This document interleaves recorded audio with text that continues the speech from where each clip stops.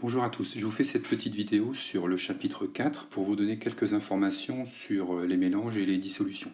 Alors comme vous voyez à l'écran là, dans votre cours, vous aviez une introduction où on vous expliquait ce que c'était qu'une espèce chimique avec une définition, et ensuite on vous explique ce que c'est qu'un mélange à queue, un mélange qui contient de l'eau.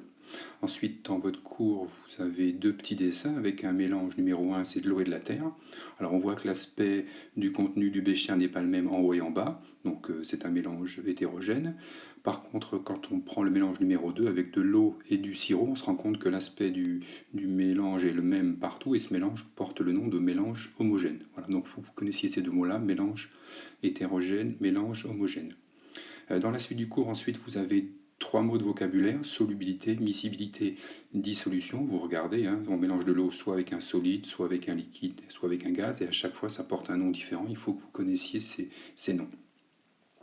Ensuite, vous avez le grand 2, hein, mélangeons des solides à de l'eau. Donc, dans une première expérience, on mélange du sel et de l'eau. On voit que le sel se dissout dans l'eau et ça donne un mélange homogène, alors qu'avec le sable, on voit que le sable reste au fond, lui ne se mélange pas avec l'eau, et donc c'est un mélange hétérogène. Encore deux exemples, un mélange homogène, mélange hétérogène.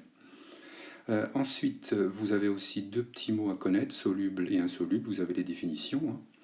Et il y a une partie qui est un petit peu, pas difficile, mais avec des mots que vous ne connaissez pas forcément. Alors, je vous explique un petit peu. Vous prenez par exemple un bécher, et dans ce bécher, vous versez de l'eau. Donc mettons que le niveau de l'eau soit ici. Ensuite, dans ce bécher, vous versez un petit peu de sel comme ça. Alors, il y a des mots qu'il va falloir connaître. Le sel, c'est l'espèce minoritaire. Cette espèce minoritaire, elle porte un nom, c'est le soluté. Il faut que vous appreniez ce mot-là. Ensuite, l'eau, elle, c'est l'espèce majoritaire. Et elle porte aussi un nom, on dit que c'est le solvant. Et ce que vous avez à retenir cette année, c'est que si vous ajoutez le soluté plus le solvant, ça vous donne quelque chose qu'on appelle une solution. C'est ce que vous avez dans le diaporama que je vous ai envoyé la semaine dernière. Donc une solution, c'est un solvant, l'espèce majoritaire, plus un soluté, l'espèce minoritaire. Alors moi, ce que j'aimerais que vous fassiez, alors il n'y a pas d'obligation, ça dépend ce que vous avez comme matériel à la maison, mais ce serait bien de faire une petite manipulation, c'est que dans le diaporama, il y a marqué activité. Que se passerait-il si on continuait d'ajouter du sel dans l'eau? Parce qu'on a vu juste avant, là, dans le diaporama, dans le mélange, c'est marqué expérience numéro 1, sel plus eau, que le sel se dissout dans l'eau, mais l'idée, ce serait de voir un petit peu ce qui se passerait si on continuait d'ajouter du sel dans l'eau. Alors dans le diaporama, vous regardez, il y a un protocole expérimental. Alors je vous l'explique rapidement. En gros, ce que vous faites, si vous avez un verre doseur à la maison, vous voyez ce que c'est un verre doseur, je pense. Attendez, je vais reprendre le feutre noir là. Vous prenez 100 millilitres d'eau. Alors si jamais vous n'avez pas de verre doseur, hein, c'est possible, qu'est-ce que vous faites? Vous prenez une balance, ici, vous mettez un récipient par exemple, comme ça. Ensuite, vous mettez la balance sur marche, et normalement, il y a une fonction intégrée dans les balances qui sont modernes, je dirais, de tare, ce qui fait que quand vous allumez la balance à ce moment-là, la masse du récipient n'est pas comptée. Donc votre balance, elle doit afficher 0. Si ce n'est pas le cas, vous appuyez sur le bouton tare. Ensuite, vous versez de l'eau jusqu'à ce que vous versez de l'eau comme ça, jusqu'à ce que l'indication soit de 100. Alors 100 grammes. Et 100 grammes, c'est 100 millilitres d'eau. Donc si vous n'avez pas de verre doseur, vous pesez 100 grammes d'eau. Ce sera pareil. Ensuite, qu'est-ce que vous faites? Vous prenez votre récipient avec vos 100 millilitres d'eau, et avec la balance, vous reprenez votre balance, vous l'arrêtez, vous prenez un petit bout de papier, mettons vous prenez un bout de papier comme ça, et puis vous repliez les bords pour faire une espèce de petite coupelle. Et ce que vous faites dans cette petite coupelle, vous versez du sel. Voilà. Ici, vous versez du sel. Alors, vous en versez combien? Vous en versez 5 grammes. Alors, vous mettez ça, bien sûr, sur la balance pour que la balance affiche 5 grammes.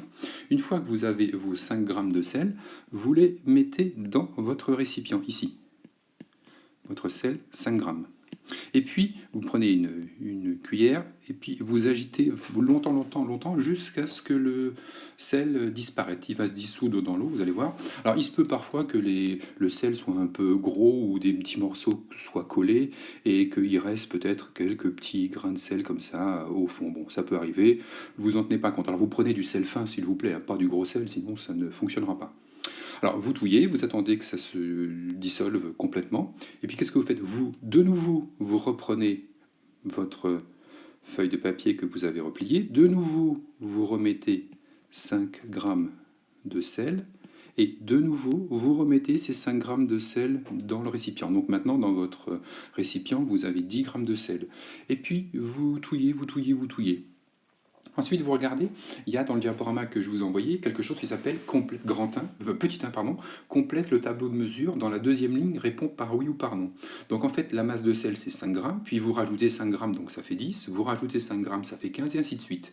Et on vous demande si le sel est visible. Donc si tout le sel arrive à se dissoudre, eh ben, le sel est visible, vous mettez non.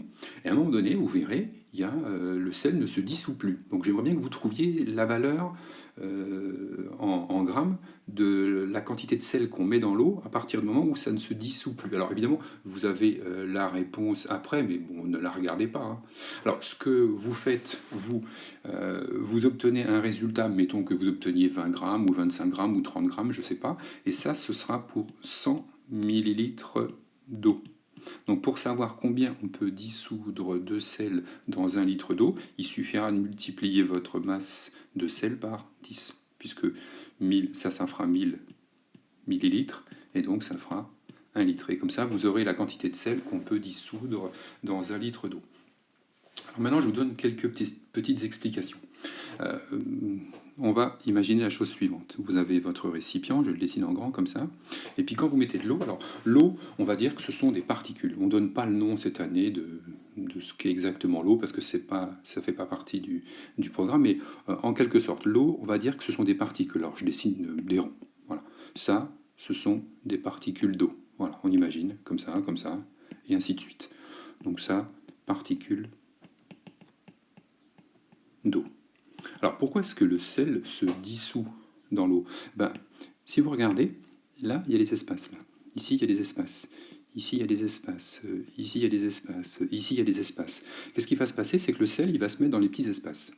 Et puis à un moment donné, tous ces espaces seront occupés. Il n'y aura plus d'espace entre les particules d'eau. Qu'est-ce que va faire le sel que vous allez de nouveau verser? Il va s'accumuler au fond parce qu'il n'y aura plus d'espace entre les particules d'eau. Voilà pourquoi le sel se dissout en petite quantité et voilà pourquoi le sel ne se dissout plus en grande quantité. Voilà, si vous avez le temps, faites-le, hein, c'est une manipulation qui dure pas très longtemps et puis bon, ça vous occupera un peu. Voilà, bon, à plus tard, j'espère que vous êtes tous en bonne santé.